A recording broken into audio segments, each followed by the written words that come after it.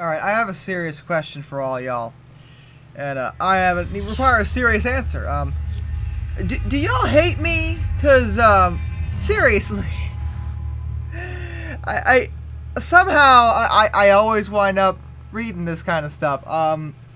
Everyone loved part 1 of this. It was nice, it felt like a nice callback to My Immortal. So in other words, everyone is having fun with this, except for me. So, that's about par for the course for basically everything I have to do. So, whatever. That's great. I'm just glad that you all can have a nice time and laugh. It's wonderful. It's just me this time. I don't know whether you noticed. So, there's that. I don't know how many chapters I'm going to be reading at a time of this. I might do 2. I might do 3. Or might do only 1. Oh god, see, I just read the next chapter title. I have to read 2 in this part. So we're going to read 2 chapters this time. There's 48 chapters of the story total, so,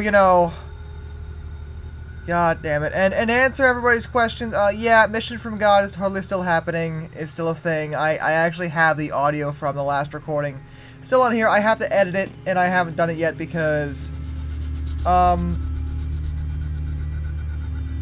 okay, so I don't really have a reason for that. I haven't done it yet. You're going to deal with it, and we're going to keep reading Light and Dark, The Adventures of Dark Yagami, the edgiest story ever. Chapter 2, I explain some stuffs. Seriously, that's what this chapter is called. Flashback 1 month ago. Flashback 1 month ago. He wrote it twice. I don't know why. He just did. Let it go. Watari House, England. Mello was sitting in his dorm eating a chocolate bar. The floor was covered in lots of chocolate bar wrappers, which went crunch when Mello stood on them, as chocolate bar wrappers are apt to do. So I'm glad you established that. There was a knock on the door. "Come in," said Mello, putting down his chocolate. Boy, it's a good thing you bothered to check and see who was at the door. Just anybody could come in. Knock, knock. Just come in!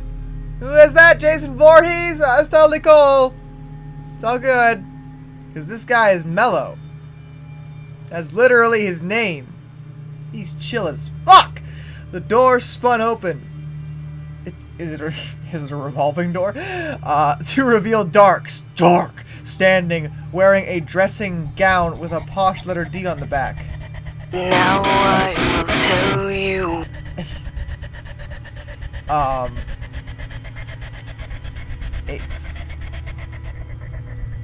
So, alright, so Dark is a cross-dresser as far as I'm concerned at this point.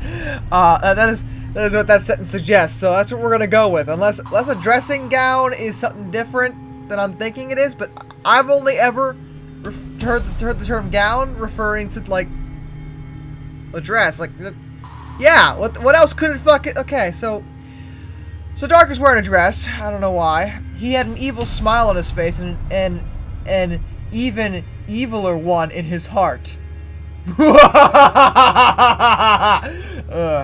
Where is Near? Asked Dark, puzzled. Near is there. This is a Dr. Seuss poem. He is near, joked Mello. Oh god, was that a pun? Man, fuck you. Haha, very funny, replied Dark. Okay, he's gone to Scotland today, but we'll be flying back this evening. Oh, so he just went for the whole day. He just went over to Scotland and came right back on the same day. That's normal to you. Sure, whatever. Until then, we'll be alone. Mello started zipping his leather vest thingy. Descriptive. Want to have some fun? What am I about to fucking read? Dark grinned and nodded. In a flash, Mello had removed his clothes to reveal just a set of black boxes printed with lots of posh letter M's. Dark pulled a pistol out of his dressing gown and pointed it at Mello.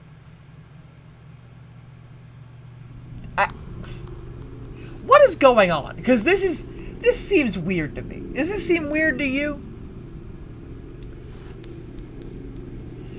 Just because you look like a girl doesn't mean you're hot, said Dark, and shot him and stole his clothes. But not the boxers, obviously. So, okay. So, you seduced another guy without really doing that. He just kind of wanted to fuck really bad, apparently. And as soon as he took off his clothes, you shot him. And then took his clothes. Even though you could have just shot him and then took his... You know, whatever. I don't even care. I don't care. I am so beyond caring. This is just... You know... Fuck... Never mind. Just fuck it. I say, what's all this noise? Said Watari, coming in the room. He saw Dark's gun and shouted, "Bloody bugger! You shot Mello! Now who will kill Kira?" Dark shot Watari again, and he fell to the floor shouting. Then he stopped shouting and died, as people generally do when they die. The Dark is just killing people, because that's normal. Once he had escaped the house, Dark took his You know, actually, I'm gonna stop. Alright, so Dark is shooting people, right? But I thought he had a death note that could kill anyone. Why would he bother shooting anybody? I don't know, maybe the gun is edgier or some shit, whatever. Dark took his mobile. Author's note. That's what English people call cell phones. Is that what English people call cell phones? English people, speak up. Do you all call cell phones mobiles? Is that normal? Because please confirm or deny this. I need to know. And called a mysterious phone number. "Hello, who is this?" asked the mustached man. How did he know that he had a mustache if he was just calling on the fucking phone? "I am your son, Dark, the one you abandoned 19 years and sent to a boarding school in England. Well, I have escaped now, and I need you to do me a favor and dress up like Watari and confuse Elle."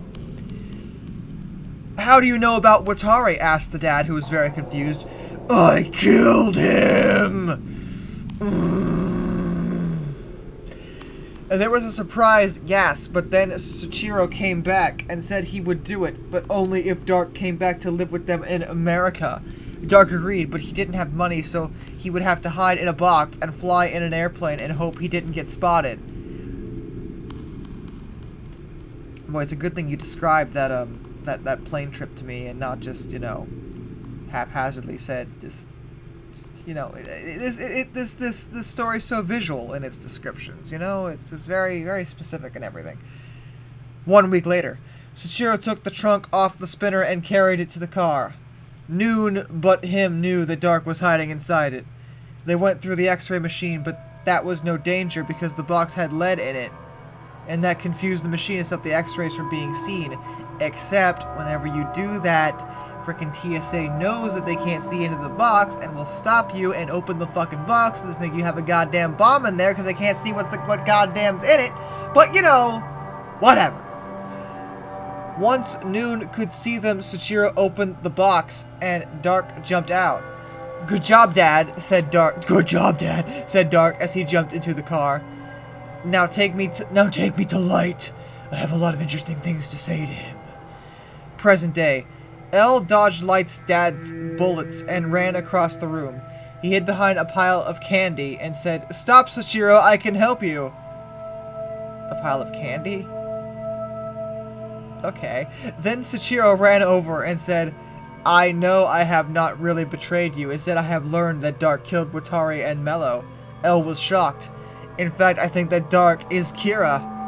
"Of course, it all makes sense now," shouted Elle. "He framed his twin brother when in fact he is killing people somehow. We have to stop him." "I think I have a plan," said Soichiro, twisting his mustache like an evil guy. "Don't worry, there's more soon." Oh goody, I was so excited. I really needed that.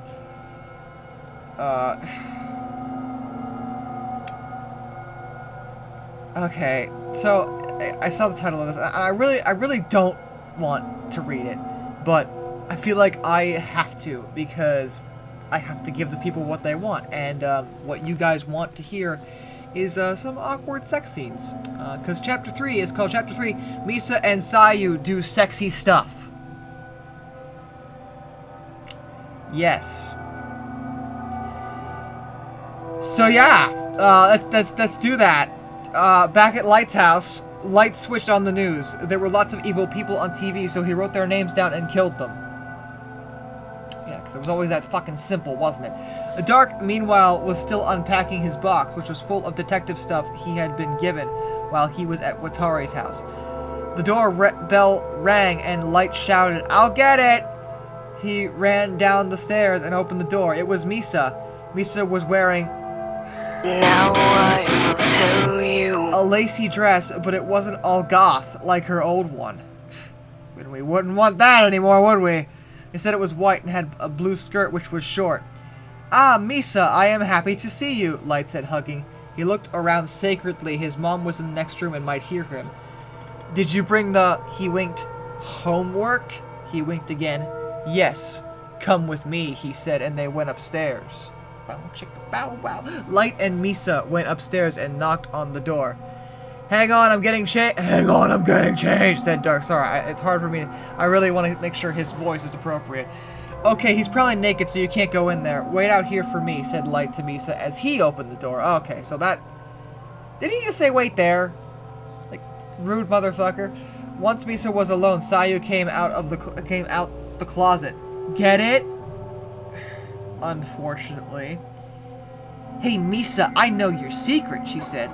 Misa tried to look calm, but the fear in her eyes had said a different story. She was very frightened because this girl might know the truth and she would be in trouble.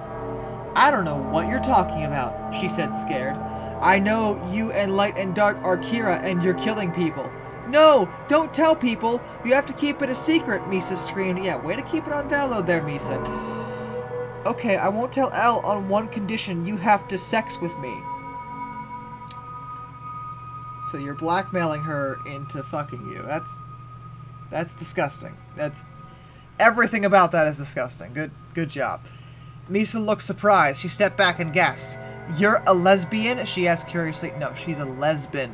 Okay, if mission from God has taught me anything, it's lesbian. Okay, and she is a horrible, evil, lesbian, devil worshipping Democrat who voted for Obama or whatever. And yeah. Yes, why are you? Sayu said back sexily. I am vicarious. What? Misa replied as she took her dress off and walked into Sayu's room. Oh, just like that, Misa. You're just like, whatever. Let's fuck. Don't give a shit. Alright, meanwhile, in Light's room. Oh, so you're not even gonna describe that you're... Okay, meanwhile, in Light's room, Light and Dark were talking about the new powerful Death Note. I got it because I killed the old king of the Shinigami, and that made me the new king, said Blood. The king lets a powerful Death Note that lets him kill whoever that he wants, and also he gets a palace and a wife and all the blood bananas he can eat. Okay, let's try it out, said Light. Okay, to test it, let's kill this guy. He pointed to a tall, ugly guy on TV. Yeah, just kill a random person. That's nice. The man was fat and was presenting the weather. You're gonna kill an innocent weatherman? What the fuck? But I don't know his name, said Light, confused. You don't need to. You don't need to. All you need is the face, replied somebody. It just says replied. Light wrote in the Death Note, and sure enough, the man died. Wow, okay, so you don't even need to know a person's name. So, if you had this Death Note, you could sit there and write the bald man, and every single bald man on the planet would be dead. Just everyone. Fucking Vin Diesel, frickin' Jason Statham, Bruce Willis, all of them would just die. Because you wrote the bald man in the Death Note. Alternatively, you could also write the redhead in the Death Note, and all the gingers on the planet would be dead. That is how this Death Note apparently works. That is horrible, and ridiculous, and OP, and what the fuck? This is the stupidest goddamn thing I've ever heard in my life. I think one of the most interesting parts about the real proper Death Note is that it had some limitations that came with it. You couldn't just murder everyone on a whim. There were rules to follow, which is a fairly big deal. This seems to have literally no rules at all, so that's fucking retarded. Oh my god, that is so good, said Light. No, it's not good at all. It's horrible. Amazed as he watched the man roll around on the floor dying. Oh, they're gonna keep it all air, too. That's horrible. Now let's try on more TV people. Yeah, it's just keep killing everyone.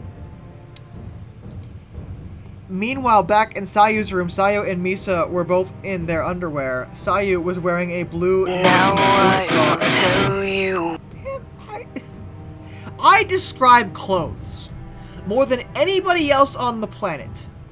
Listen to me. Announcers at fashion shows describe clothes less than I do. Okay? Because this is what my life has devolved into. Describing clothing in horrible fanfics. That is like 90% of what I do with my time. Because that is just what this channel has generated into. You want to watch Darkness the Curse on YouTube, you're going to listen to him describe clothes in horrible fanfics. Now I will tell you what they're all wearing. Wearing a Nike blue Nike sports bra and short. And Misa was wearing a bikini with glitter on it that was shiny. Against her blonde hair, glitter would imply shines. Misa let her hair down and said to Sayu, "You look so hot." She's blackmailing you. Sayu leaned over and began making out with Misa. Quickly, she unbuttoned Misa's bikini and it fell on the floor, leaving her topless. Sayu then took her own underwear off and she was naked underneath. Misa squeaked as Sayu began moving down and Frenched her neck. Now, admittedly, this is way less awkward for me to read than the frickin' Garfield stuff, because ain't nobody got time for reading about a cat fucking anybody, but that's what I had to read before, so, actually, this is also way better than, like, than the frickin', oh god, that Jurassic Park fanfiction that we don't talk about anymore. You guys remember that one? Because, oh my god. Okay, so, like, suddenly there was a knock at the door. Sayu cussed and went to the door. She opened the door and it was dark. He looked shocked and said, My sister's a lesbian! Sayu realized she was naked. That didn't occur to you? And slammed the door shut. Fuck off, you perv! Mom and Sachiro should never have adopted you back, she screamed. I'm sorry, Misa. I'm sorry, Misa. We'll have to do this some other time. I don't know who's talking, said Sayu. Misa winked back and said, I hope so, and grinned. She took her clothes and put them on and climbed out of the window so Noon would see. When she was alone, she took Misa's bag that she left behind. She looked inside it and found a black notebook inside. She took the secret cell phone her dad Sachiro had given her and called it. Hi, Dad. What is going on? I did what you asked and got Misa's bag. Your dad told you to try to fuck Misa so you can get her bag? Okay. There's a book inside and it says Death Note on the front and it's full of dead people. Excellent, Dad replied. Now the game can begin. Oh my god, what? Find out more next time!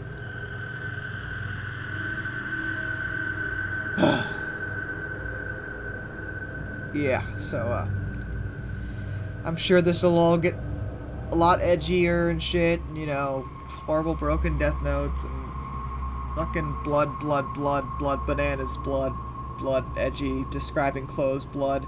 I feel like I've been here before. Have I been here before? Yeah, I have, you know. But it's okay. Till next time, this is Darkness, and I bid you all a fond farewell.